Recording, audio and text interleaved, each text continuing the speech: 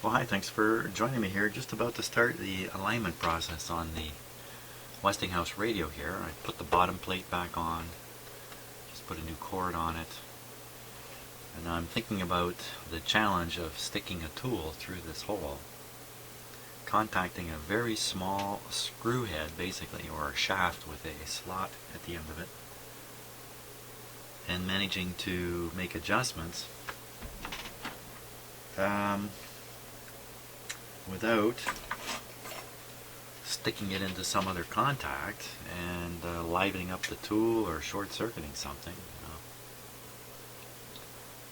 Here's a plastic tool. It sounds like a good idea, but there's no way it's sharp enough at the end here to engage with the slot. So I'm really wondering now about aligning this set with the bottom plate on. How am I going to manage that? I really don't think I am. I don't think I'm going to manage it. If I take my usual screwdriver,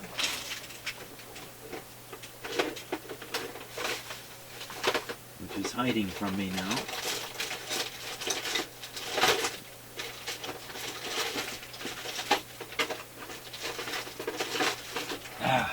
can't find it, but even if I did find it, it's basically a long shaft. I'm almost certain to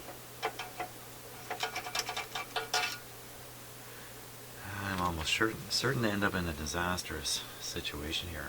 I stick a short circuit in there, even if I use a metal shafted tool, which I'd rather use, as crazy as that might sound. And the reason is I want this to be as stiff as possible. When I get it in there, I'm going to touch the outside of that hole. Kaboom. How much difference can a bottom plate make?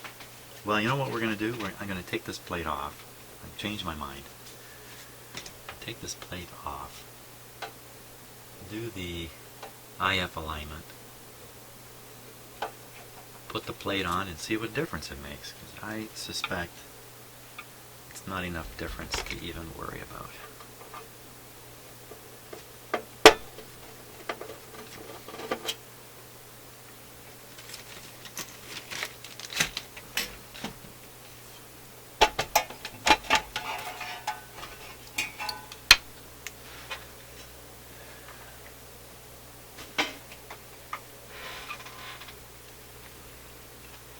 To make contact right up here.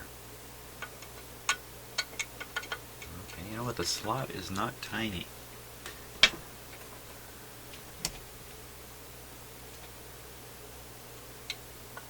Yeah, but that plastic thing's not going to go in there.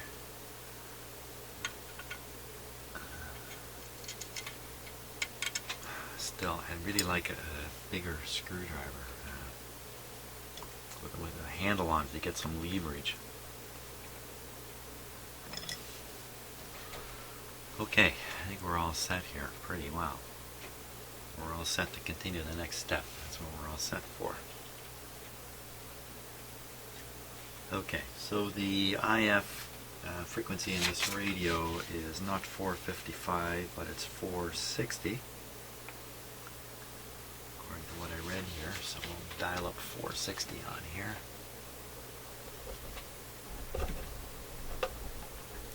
Actually, we'll leave it close to 460, but not right on. Okay, 430. The signal generator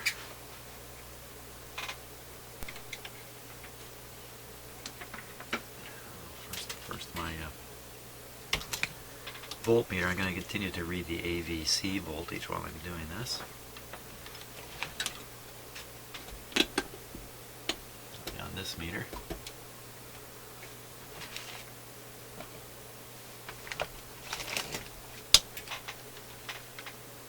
And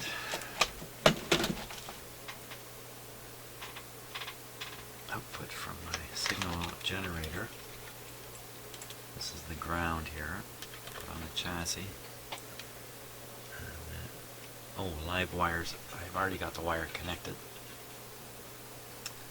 Just connected to the grid cap.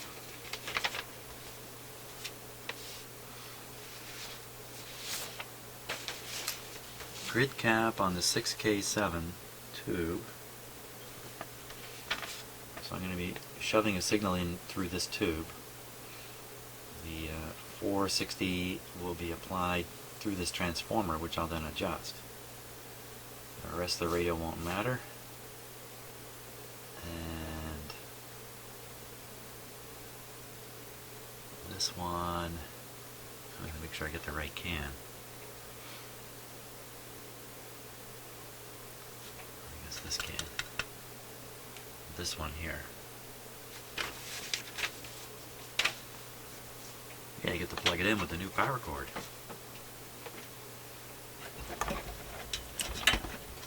Cheater cord out of there.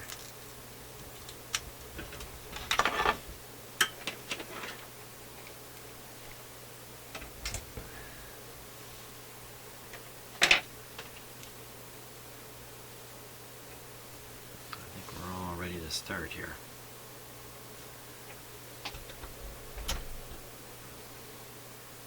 Okay.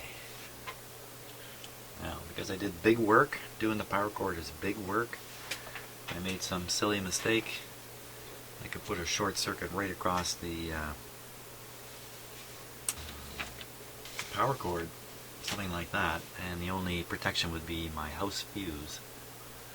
So I've got to certainly start it up with these lights in the circuit. And I doubt very much there's a problem. Just double checking. It's been a couple of days since I've been in here.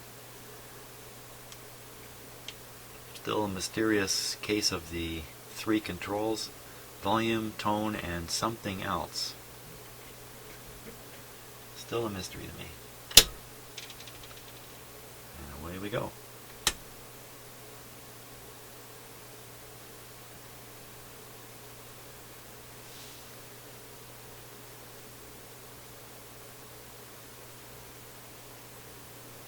There it goes. What I meant by that was the tubes have heated up and the tube current is flowing. What do we hear? Oh.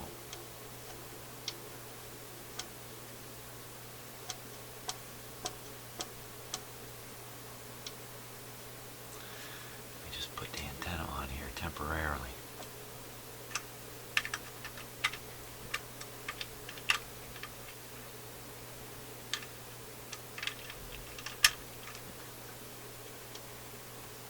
Hey.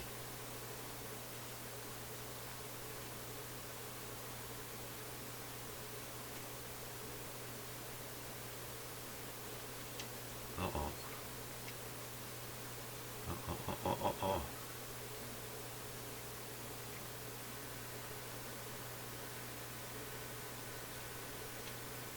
What's happened to the Wonder Radio?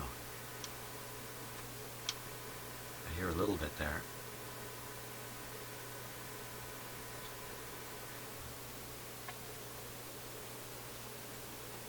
Come on now.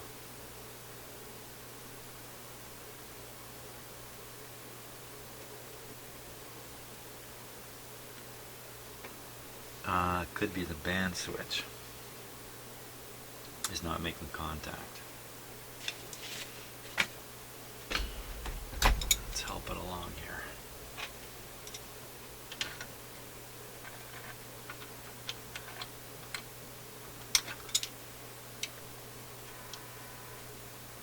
Oh, you know what it is? I've got the signal generator connected to the grid of that tube, and it's just knocked it out. That's all. That's all. Not to panic, not to worry. No panic, no worry. So what I'll do is I'll tune this into 460, and we should hear a 1000 hertz tone come out of the radio. Yay.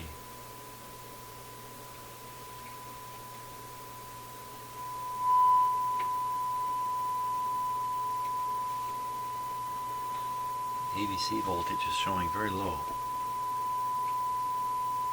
Let me boot up the input signal here. Small increase in the ABC. Kind of surprisingly small.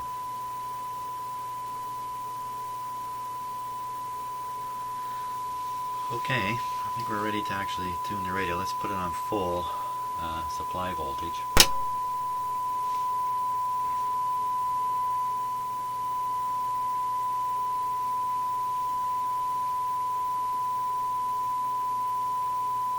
Give it a moment. Moment to hunt for my favorite screwdriver again.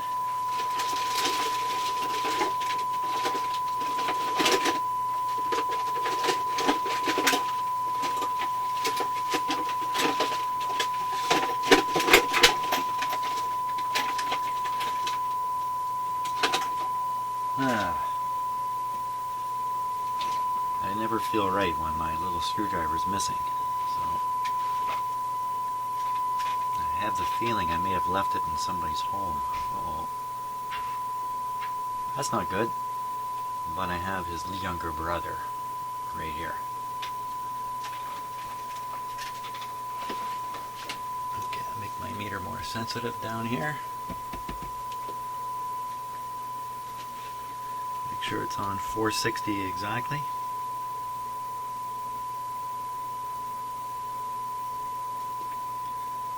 Start by tuning this guy here. I got my eye on the meter. It's a bit of a long shot in the camera. Oh, I need a bigger screwdriver. Ooh, doesn't that sound terrible?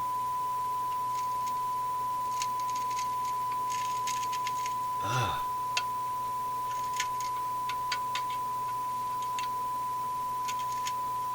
Zero movement in this meter. Yikes.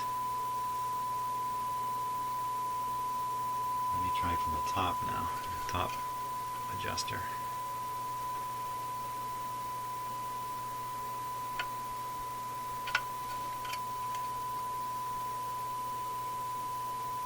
I gotta get it in the slot here.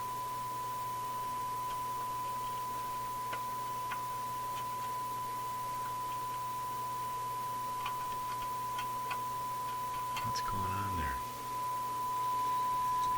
What's the story there?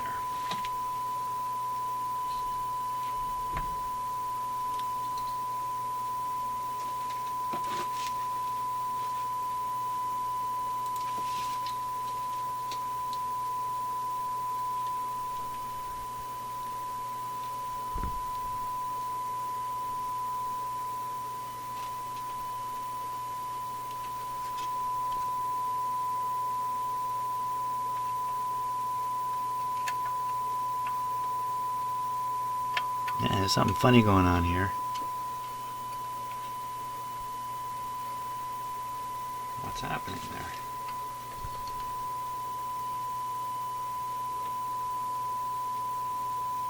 Oh, this might be broken.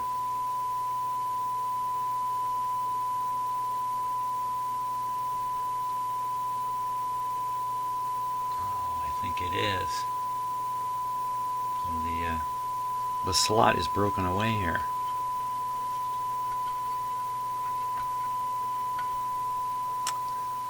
Uh-oh.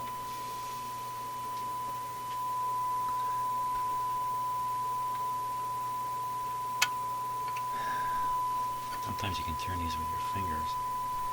Judging by the crunchy sound. Wow!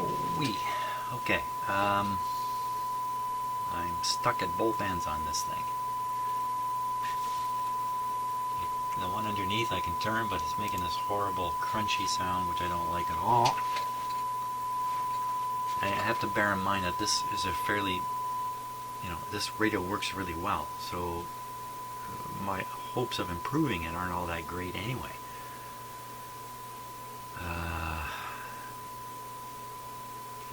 What I can do is I can sweep this frequency back and forth a little bit and watch the meter carefully.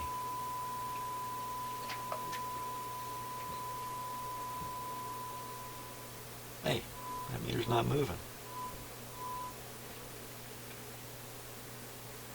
What the heck is going on here? Let me turn up the signal. I'm putting in a heavier signal. barely moving.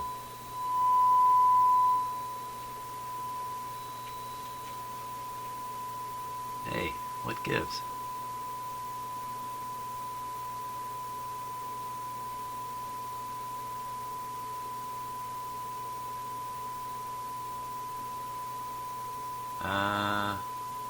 Not at all the expected result here. Well, let me pump in an even stronger signal. It's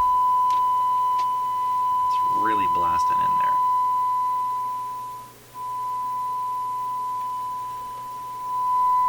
There it goes.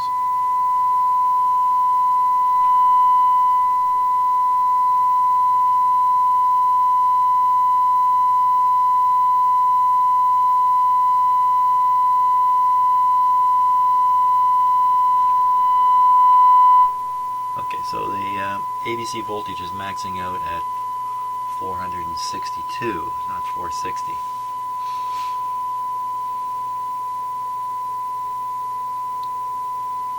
Just want to make sure I'm not doing something wrong here.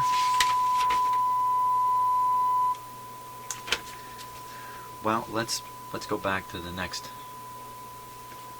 IF. So this is the one we're having trouble with. I'll just skip back to this one. That probably means feeding a signal into the 6A8.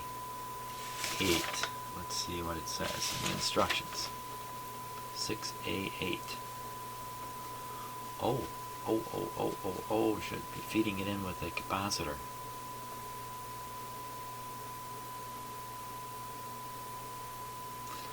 Let's do that.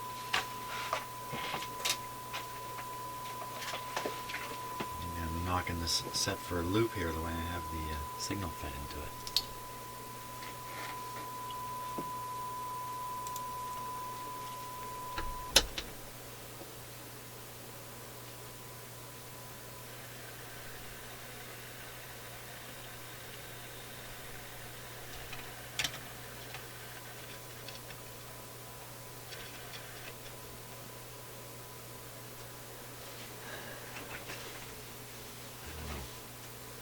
I've added a capacitor into the circuit there.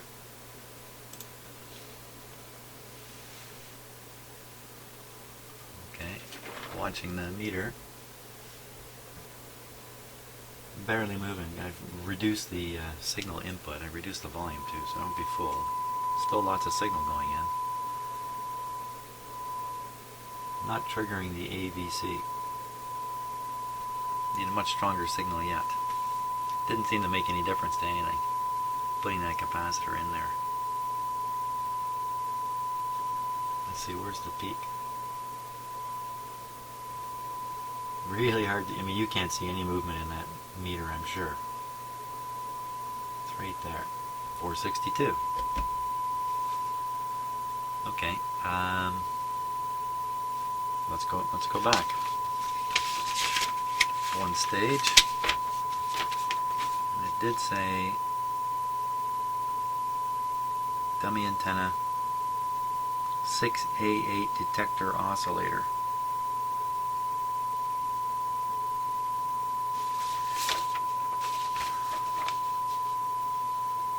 So, you know, this I've been trying to explain to myself, why does this radio work so well at rejecting interference? I have other radios in my shop here. They are swamped by interference on the AM broadcast band. The tune across the band is just a pile of weird noises and junk, basically. This radio is very quiet. Yeah, it's from 1937. Like, what happened? Did people forget how to build radios after 1937? It's a mystery to me so far. So I kind of thought, I kind of had it in my head, there must be a RF preamplifier tube out here in the RF section before you get to the oscillator detector tube, mixer tube, as it's commonly called. And no, there isn't. This is the antenna signal is fed through coils right into the detector. Mixer. I should say mixer. I shouldn't say detector. In the olden days, back in the 30s, this first tube was often called a detector. You can actually see it's written right there, a detector. The real detector is over here. By modern lingo, this would be the detector. You would never call this a detector. You would call that a mixer. Well, it remains a mystery why this radio works so well, but I'm going to continue to try to somehow improve it. Oh yeah, so it doesn't really say where to connect it. I'm going to move back. It doesn't really say. It just says 6A8 detector oscillator. Connection to receiver. The one above it says grid cap. This one just says 6A8. Okay, so it's my choice of where to connect on the 6A8 tube. 6A8 tube. I can just go on the grid cap. Let's start with that, because that's pretty darn easy. So, signal down on my signal generator here, real low.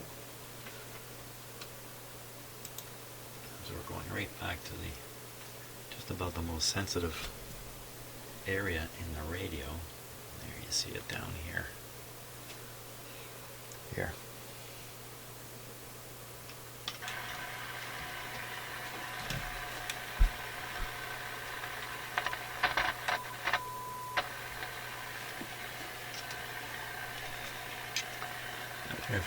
It's very hard for me to see. You got a nice view in the camera, but I sure don't. There we go.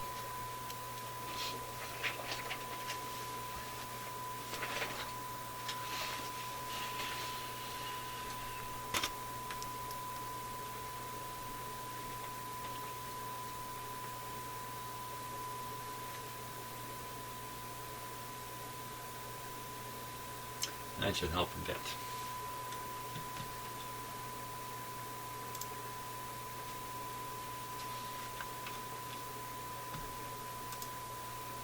Now, we're going to be trying to adjust the other IF transformer, which is this guy back here.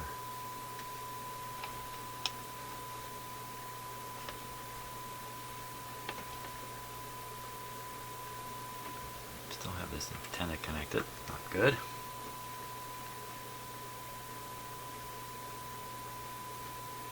Okay, so let's watch the meter here closely. First, I'll make absolutely sure that it's peaked right now in terms of the generator frequency.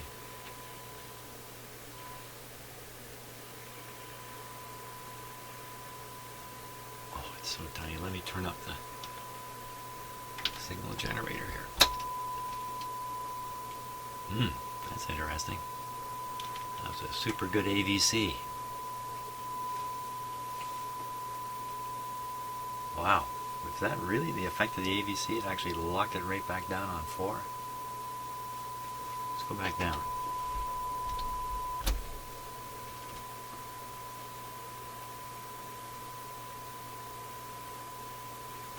Now that's a factor of 10.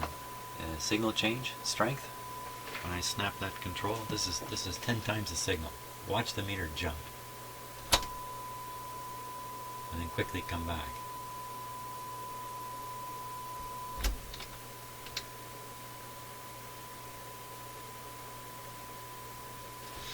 Okay, we're going to leave it on the lower signal. You usually should do these things on the lower signal with the least AVC action happening.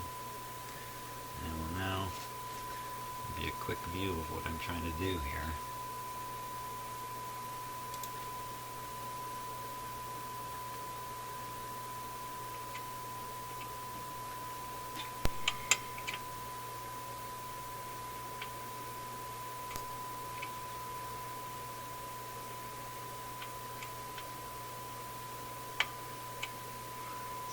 Now, crying out loud.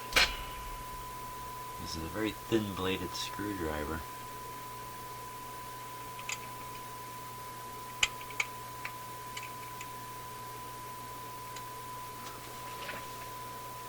Is this one broken off also? Oh my gosh.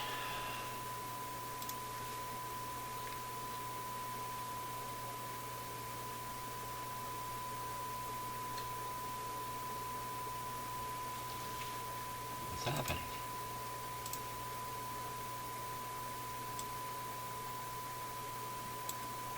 You can see the slot straight on. Oh, I think it's broken off. I think it's broken off both sides. Look over here. See, now that's what it should look like. See the slot in there? Great big slot. Just yelling, stick your screwdriver here. And this one, it's just the remnants of the bottom of the slot. Oh my God, this is unbelievable. It's unbelievable because you'd think, well, a radio with this kind of damage can't be tuned. What are the chances of it working really well? Look at the top. Let's take a close look at the top here. The light. There's lots of slot on that. And this one here? No. This one's had the top broken off. Wow. Wow. Okay. What to do? What to do now? Wow. It's kind of screaming out. Leave me alone. I already work. Who do you think you are trying to adjust me? The last guy busted me up. Okay, so the one I can turn, that's up on the top. And put the screwdriver in there. Here we go. Oh. Oh. No, I'm not going to turn it. You know what? This is one of those situations where everything's great and then you fix it and then it's not great after that. I think I got to leave these alone. I don't think I can adjust them. I really think there's no wisdom in trying to adjust the IFs here. I mean, if the radio was not working well, I'd be inclined to work at this more, even with the risk of doing some damage. But since the radio works really well, how helpful can it be anyway? And I can see it's tuned to just about exactly 460. It's just a wee bit off, 462. What does that matter? So I think in terms of IF tune-up, that's it. You saw you saw it. I think I'd be dumb to do any more with this. But there is more tuning that can be done on the front end. Adjusting some trimmer capacitors, making sure the dial is accurate. Yeah, you know what I'm going to do? I'm going to put the bottom plate back on, turn the radio upright, play the radio, judge the accuracy of the dial. You know, maybe the whole thing is good enough at this point, and I really shouldn't press forward just because you can do something doesn't mean you should do something.